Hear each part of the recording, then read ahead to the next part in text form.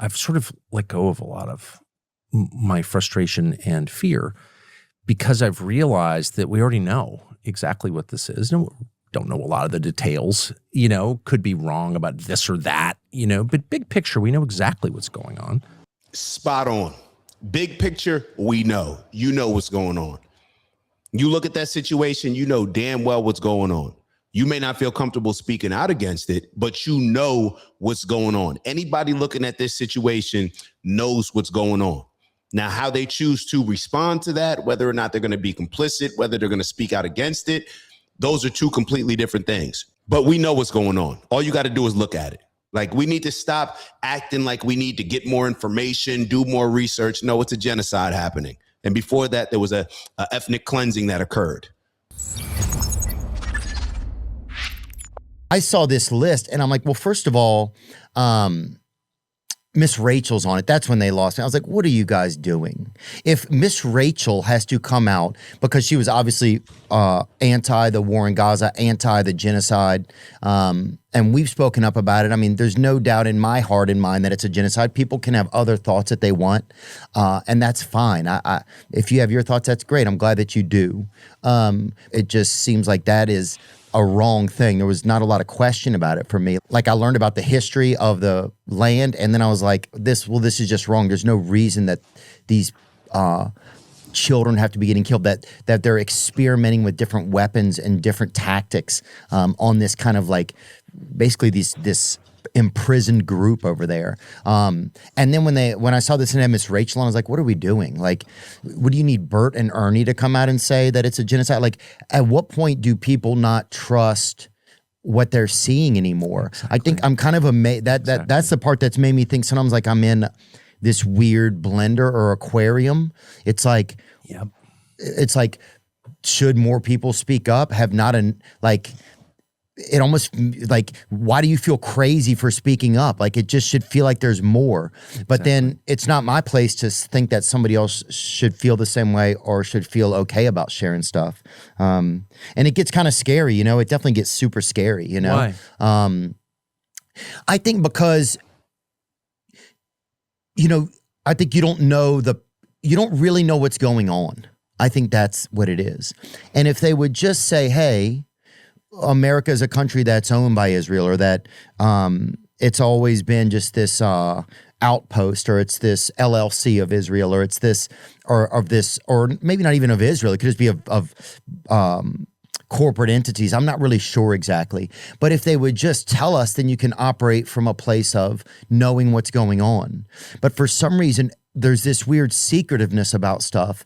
And when things are secret, it feels evil because it feels like it's in the dark, right?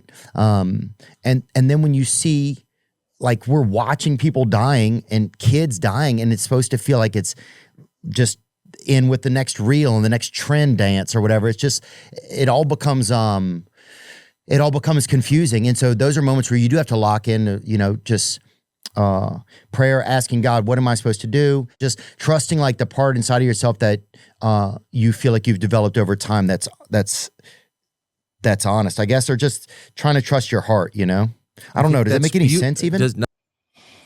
Well, the question that Tucker asked was why, and he was referring to why is it so scary, because Theo said that it's scary. Theo brought up a bunch of different things, but I think he left out the most important thing. When it comes to speaking out against the powers, yes, it's a insecurity as far as, hey, we don't know who's in control. Yes, there's that aspect. But regarding this specific situation and you speaking out against that particular thing, that particular group, that particular movement, agenda, whatever it is that we want to call it, it's a very dangerous thing. They'll try to cancel you, cancel your money, destroy your reputation, destroy any opportunity that you have to succeed, especially on a lot of these platforms, if we're being honest. It's not the favorable thing to speak out regarding Israel and Palestine and call out what Theo just called out, the fact that, hey, this is a genocide that's going on. We need to address it.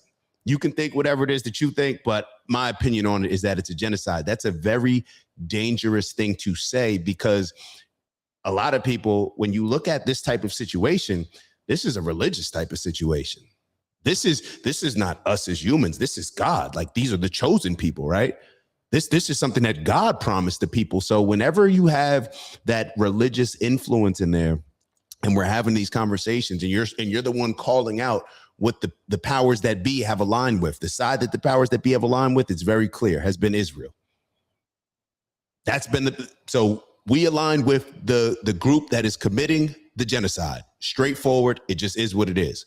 And when you do that, clearly people who are perfectly fine with violating their principles and morals, or their principles and morals justify them committing a genocide. Clearly, we can understand that may be a dangerous thing to speak out against those type of people with that type of mindset. And we see it, whether it comes to the journalists that were there, that were unalived, or a lot of these other things when it comes to the podcasters in America and how they've been, there's been attempts to cancel them, ruin them. Those are the pressures. And I think that's what Tucker was alluding to. But I haven't seen how Tucker's going to respond. So it'll be interesting. That's honest. I guess they're just trying to trust your heart, you know? I don't know. Does that make any sense even? Not only does it make sense, it's... And let me be very clear. It's also this way because, when you say the truth and you speak out against the powers that be, where does that get you? Hanging on a cross or worse. Trying to trust your heart, you know? I don't know. Does that make any sense even? Not only does it make sense, it's so beautifully expressed. Yes, it makes perfect sense. And I think a lot of people watch... I'll speak for myself. I've been brooding on this because my whole job is to try and find out what's happening and then explain it. And it's just an endless series of frustrating cul-de-sacs where you're like, why can't we know this, that, the other thing? I mean, whatever the story is. And in the last 2 weeks, I feel like I've gotten closer to understanding what's actually going on. And of course, I could be completely wrong, but I'm not. And it's made me so much happier. Because the conclusion, I've sort of let go of a lot of my frustration and fear because I've realized that we already know exactly what this is. And we don't know a lot of the details, could be wrong about this or that, but big picture, we know exactly what's going on. In 5 years, Spot on. Big picture, we know. You know what's going on. You look at that situation, you know damn well what's going on. You may not feel comfortable speaking out against it, but you know what's going on. Anybody looking at this situation knows what's going on. Now, how they choose to respond to that, whether or not they're going to be complicit, whether they're going to speak out against it, those are two completely different things. Two completely different things. But we know what's going on. All you got to do is look at it. Like, we need to stop acting like we need to get more information, do more research. No, it's a genocide happening. And before that, there was a ethnic cleansing that occurred. So let's be very clear. We know what's going on. It's just whether or not you're willing to voice a genuine opinion on it. But big picture, we know exactly what's going on. In 5 years, what am I a citizen of? Am I a citizen of a country that does genocides? Am I a citizen, who am I? I think I was watching some of the Gaza stuff and I kept thinking well, surely America will come in at some point and help. And stop this. Right. That was my thought. Especially since when you say genocide, you're not guessing. It's not like some propaganda term. It's the definition. And we know that not just from the video of its victims, but from the testimony of the people perpetrating it. Members of the current government, hot cabinet secretaries in the current Israeli government are on tape, including this week, saying, we kill them because of how they were born. Is that true? Oh my, yeah. What's an example of that? Smotrich, Ben Gvir. Look, we need to get them out. Let me see. These are people who were born there. I just want to see if that's... it's insane. It is? Because look, people, you often hear apologists for what's happening there, for the atrocities, say, well, look, it's war, people die. Okay. One of the reasons I'm not that enthusiastic about war, because innocents die. We always have to oppose the murder of innocents, or else we're not civilized. What is civilization? We're on the good side. We're civilized. They're savages. There are a lot of savages in this world. I know some. And what separates the savage from the civilized person is the civilized person will never accept the murder of innocents.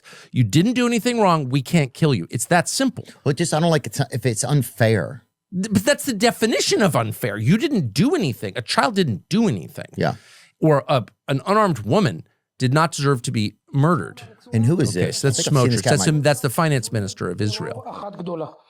במסגרת המלחמה צה"ל מניע אוכלוסייה מאזורי הלחימה ולא משאיר אבן על אבן. אני אומר לכם, פשוט תסתכלו על הסרטונים. The truth is, until the last hostage returns, we shouldn't even give water to the Gaza Strip. For a year and a half, we've been beating the hell out of Hamas. We're breaking Gaza apart, leaving it as a pile of rubble, with total unprecedented destruction in the world, and the world still hasn't stopped us. The aim is to achieve the one and only required outcome: the conquest of Gaza, the annihilation of Hamas, and the return of all the hostages. In one word, victory. So that's their view on it right there, you know? He's saying we're killing people and leveling the country in order to move the population out. So how is that different? And a lot of people, and even me, when I'm looking at it, it's almost not that I'm rooting for him to, instead of using Hamas, to say Palestinians, but when you match that with the actions that are occurring, when you go about ridding the area of Hamas and you know that you got to kill a whole bunch of innocent Palestinians, then I guess, it doesn't take a genius to understand that they are perfectly fine with killing civilians and people that have absolutely nothing to do with it in order to accomplish their goal.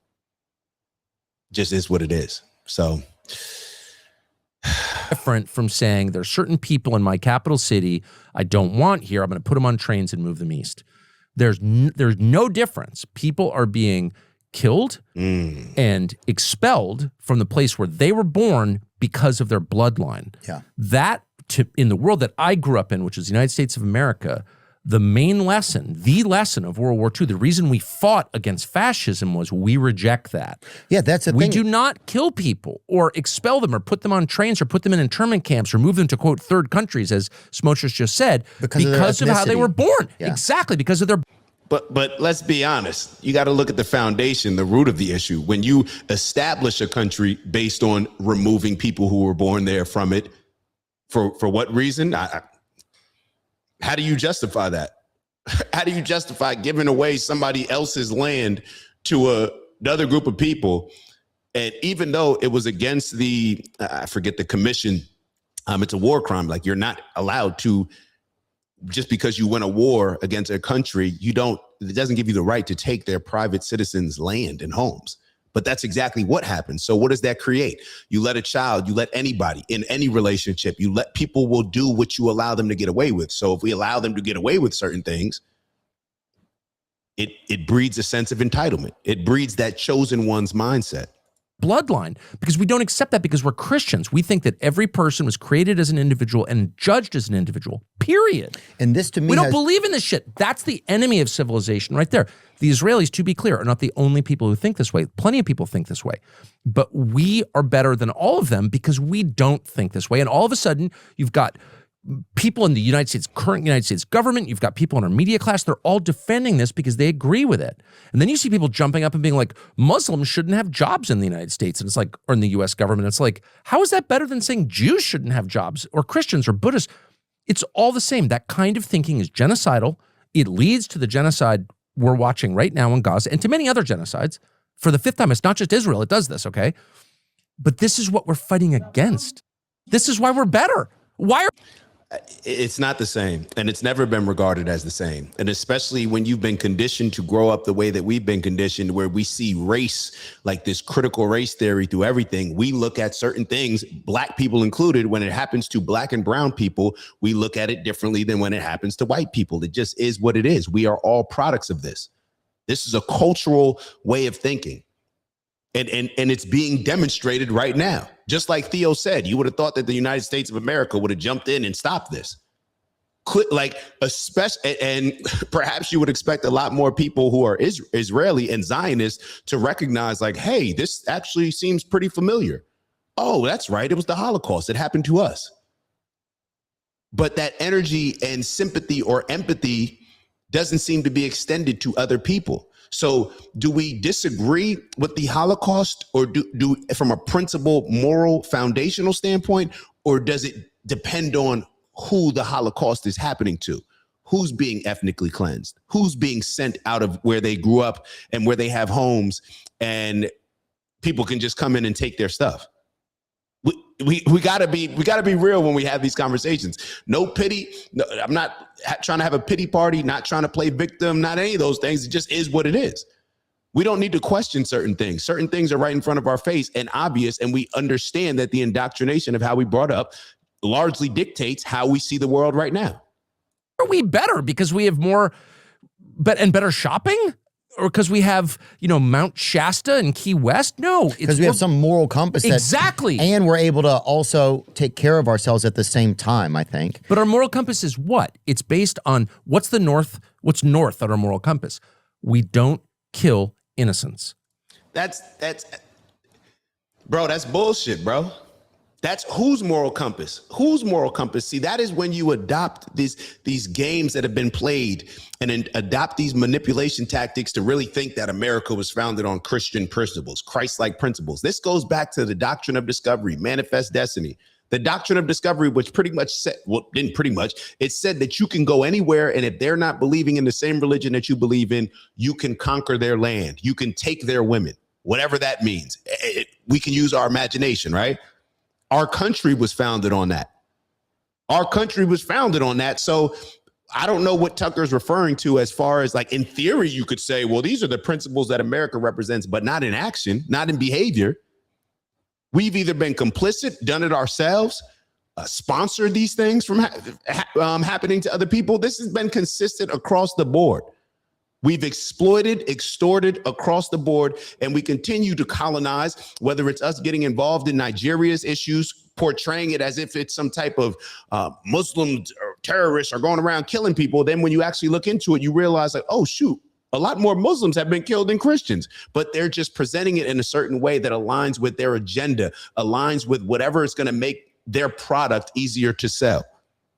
This is what happens. This is nothing new. The same thing in Venezuela. You think that people really think that we're getting ready to go to war with Venezuela because of drug boats? And they're shooting these little boats that can't even make it to America. But hey, we're just zero tolerance for drug boats. Like, knock it off, bro. It's oil.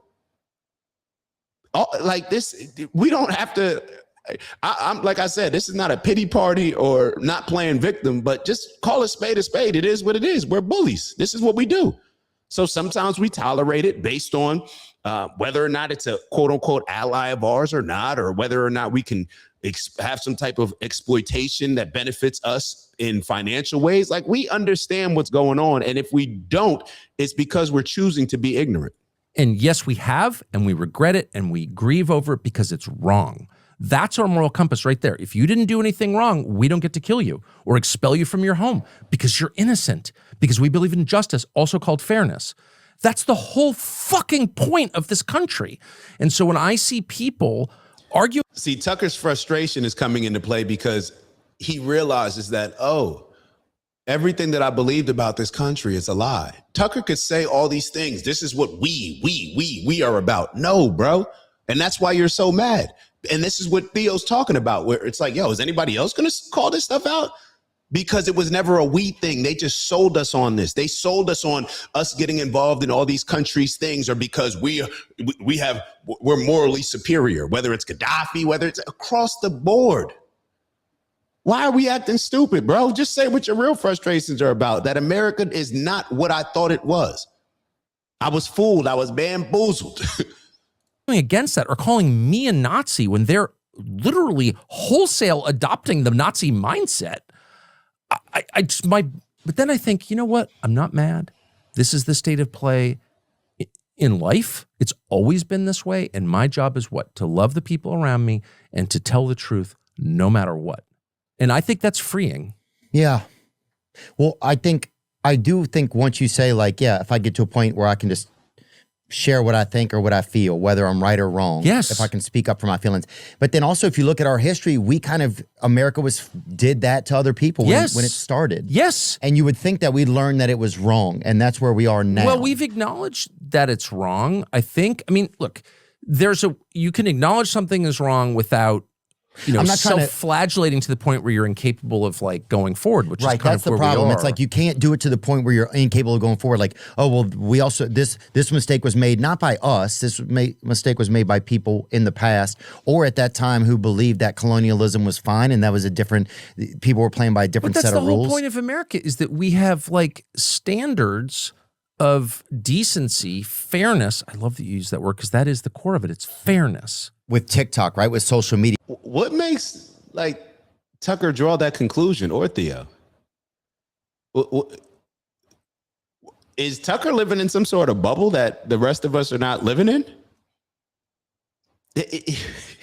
Just because you have a motto or a motto that your brand stands by does not mean that that's that's what our brand is. So because you actually have to follow through that with actions, and those actions are usually going to be judged the most when it's not an easy decision, when it's hard to call out and police your ally who's doing something that clearly and directly violates your God, violates just the general morals of humanity, I should say. The principles of humanity. Like it's like this is when you're needed now the most. This is the time to show up and show exactly if you believe in all those things that you've been saying that you believe in when you didn't have to actually prove it. Now's the time to prove it. And that's why Tucker's frustrated, because when the time to step up and prove it has come, the rest of the people are not on board with him, especially from Tucker's standpoint, who vouched for a lot of these wars that we previously got in. Case in point, when it comes to Iraq, where 500,000 children were killed. See, Tucker understands that, and Tucker wants to repent in certain ways. Tucker wants to make sure that he's not on the wrong side of a 500,000 children dying again. But what he's finding out is that everybody's not on board with that. Everybody doesn't care. See, Tucker may have been pushing it for whatever reasons he was pushing it for. But now when he sees the light, I guess right now, he wants everybody else to come on board. And he's getting frustrated because everybody doesn't see the things the same way that he sees them. Yeah, we're trying to own the companies, right? Did you see that video with Netanyahu for the TikTok ownership? This is wild, bro. This is time. You can't fight today with swords. That doesn't work very well. But we have to fight with the weapons that apply to the battlefields in which we're engaged. And the most important ones are on social media. And the most important purchase that is going on right now is class. Buy followers. Somebody said buy followers. How hilarious is that, dude? That's the best. TikTok. TikTok, number one. And I hope it goes through because it can be consequential. Imagine saying that. It's like, what is that? Why did he say that, do you think? Why did he just confirm every crazed anti-Semitic conspiracy online? Jews control everything. And there's literally the prime minister of Israel being like, yes, we control everything. Why would he say something? Well, first of all, he, like Barry Weiss, is kind of stupid, clever, ruthless, but stupid, not creative at all. There's that. But there's a deeper reason, because he's trying to inspire hatred. He's trying to inspire hatred. Yes, we control everything. And I'm not falling for it. I'm not going to be a hater. I don't care what they do. Well, I mean, I've been saying this. Y'all been hearing me. And I'm sure y'all been saying it as well. I see the comments and I get it. It's almost like, or it's not even almost like, it is as if they're trying to just create hatred, like hatred for themselves. They're trying to inspire people to hate them, so therefore they can justify and fall back to the victim narrative instead of the bully narrative that's committing a genocide. That's how I'm seeing it. Being a hater in the sense where, like, if you hate against him, but I guess if you're saying it's evil, then yeah, hating evil isn't wrong, right? But here's what I'm wondering. It's like, if you teach me, like, growing up, like, about the Holocaust, you teach me about Nazis, you teach me about evil, and then I take what I've learned, right, and I apply it to the world, and I see it point blank, I see it in Gaza, I see it in the Middle East, I see it in Palestine, and it's the first one where you see these things happening. Like, it's almost like, well, if I had seen slavery on my phone, I'd be like, this is fucked up. If I had seen, it's like, it's the first thing you see. And did you see that chick who was at some conference recently? I think she was like Carmela Harris's speechwriter, former speechwriter. And she's like, we made a huge mistake, like talking too much about the Holocaust, because now people are comparing what's happening in Gaza to the Holocaust. But it's like, don't come in and gaslight me to think now I'm wrong for seeing this. And then imagine if Shit, we never should have mentioned the Nazis because we set absolute standards of behavior that we're now failing to meet and we're being blamed. It's like, are you? And then now when this guy says they want to buy TikTok so that the influence is different, like, it's just like, how, I don't understand. But to say why that are we out the only loud. people that feel, or why aren't more people activated about this? It's like watching. Okay, but can I just make you feel bad? Because nobody cares, bro. This is how all of these crazy things have happened throughout the world. Nobody cares. How did every group of people on earth think slavery was okay? How did it even get condoned in a lot of these religious scriptures that were inspired by God? How? Because nobody cares. Nobody cares. People live in this self-preservation, survival mode bubble, and all they care about is their lives. They'll say that they got these principles, morals, and values. It really just pertains to how they want people to treat them. Because when it's time for them to do it, when times are hard, they'll just revert back to this tribalism mindset, us first them, and compromise their morals, principles, and values and do things that violate their commandments or allow other people to violate their commandments and think that they could just sit back and not have to actually address those things because it's us versus them. Oh, they're our allies, so it's okay with them doing it. Come on, bro. Watching something horrible happen and we can't even ask our own country for help. That's the crazy part. I can't believe that half of our representatives aren't speaking up and saying something like, hey, we're going to shut this down. This is wrong. We're not going to let, because wasn't he condemned by the ICC for? Well, of course, they're getting paid by it. We live in a country where probably 98% of the people, maybe more, can't stand what they do on an everyday basis for work, for money. Why do they do it? Because they're getting paid. It's no different than all these politicians. And we don't force them to do it. The politicians, do you think that they're going to violate the people that put money in their pocket for the American people when the American people aren't even putting pressure on them to actually stand up and speak on these things? Absolutely not. They're not going to do it. You put too much faith in these people's intentions. You put too much faith in these people when you believe these type of things. Yeah. They don't care. He was a condemned war criminal, right? Is that right? Yeah, I guess. Yeah. And I just don't understand how regular people, comedians, and a guy who loves Johnson and Murphy from Maine are the ones who are fucking having to speak up about that. Like, what is going on? People don't care. That's what's going on. So Theo, appreciate Theo's energy when it comes to that, but it's not really anything new. It's not really anything new. We need a spiritual awakening, perhaps, because that's the only thing that's going to really show. Hold up, I hear something in the background. I was like, hold on, what is that playing in the background? But that's the only thing that's going to actually bring or going to allow us to care for our neighbor, to care for our brother, to care for our sister. This spiritual understanding or this spiritual connection, understanding that we are all connected as humans and getting away from this tribalist mindset to where we justify violating our religions or using religion to violate our spiritual principles in order to accomplish what we want to accomplish selfishly for ourselves, no matter who we violate, how we violate them, doesn't matter. This is what happens. So is anybody surprised? As always, leave your opinions in the comments. I'm clearly biased. I'm clearly biased, I guess you would say. But I don't know. Am I biased? I don't know. I think I'm just objectively answering that, hey, this is a genocide. I think from an objective standpoint, you can say that this is a genocide, but perhaps I have certain biases that are creating certain blind spots for me. Y'all tell me what they are. Appreciate y'all. As always, like, subscribe, turn your notifications on.